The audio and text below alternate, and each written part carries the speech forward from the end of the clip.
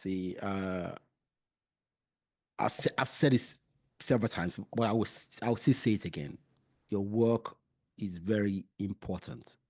Okay, so to finish, I'll ask you, what is your vision for Africa for maternal health, for helping people going through fertility difficulties in the next 20, 30 years? Mm.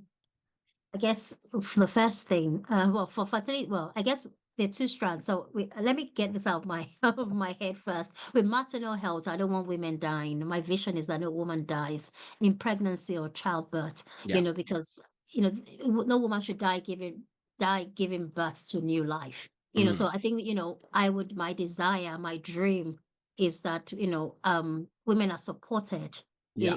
And they don't have to die because they are having children. Yeah. So that's the first thing. For those who are going through infertility, is having access to medical support, is having access to emotional support and psychological support. Yeah. So financial support for those, who need help with medical bills, Yeah. those who need to go for fertility treatments, and also emotional support, because some of these things can be very demanding. I haven't gone through a fertility treatment before, but from the stories I've heard, it is mentally, physically, emotionally draining. Yeah. So people need support, as they walk this journey. And people also need sometimes their space and privacy. We come from a culture where people, even before 9 months, people are already checking after you got married. Mm. Oh, is there Mm. any baby there? When are we coming for the naming ceremony? They might say it as a joke, but some of these things are very sensitive. So people don't know even the battles people are facing. And even it might Yeah. be a jokey comment, but it's a very sensitive topic. People kind of touching people's tummy, oh, is there something there? So people need to be very, very careful that these things are very offensive, and asking personal questions. When I'm sure when the baby comes, you will know if someone had a baby. So we don't need to be, prying into people's private businesses. So personally for me, it's just supporting them from a distance. Yeah. If you have a very close relationship and you feel you can talk about it, then yes. But if you don't, we need to learn to mind our own business in Mm.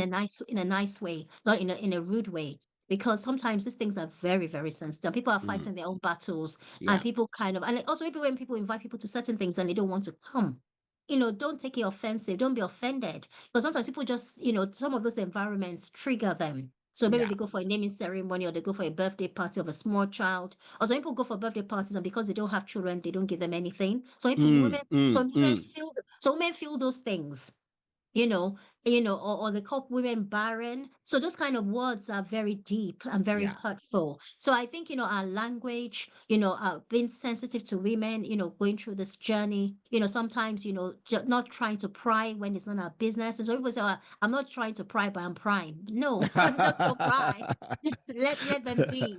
Let them be.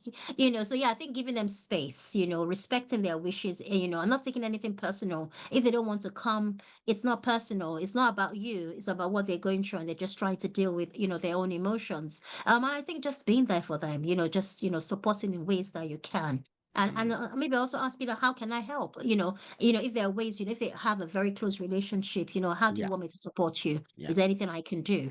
And if you know that something you've done, you've made them upset, be quick to apologize and don't take it personal, and don't break your friendships because of that.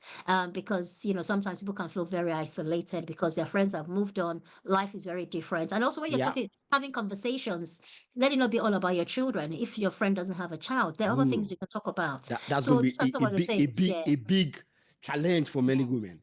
yeah. Yeah, so they need to learn to talk about other things, as a Yeah. whole, not just about their own children, and Yeah. also it also comes down to even marriage. For those who are not married, not just about your husbands every minute. Yeah, because that's kind of what separates people, because there's no more common ground, and then it naturally dissolves because Yeah. everyone has moved on. So yeah, I Wow. think this is some of the things we can do, just sensitivities and just being caring and being mindful of how we treat others on this journey.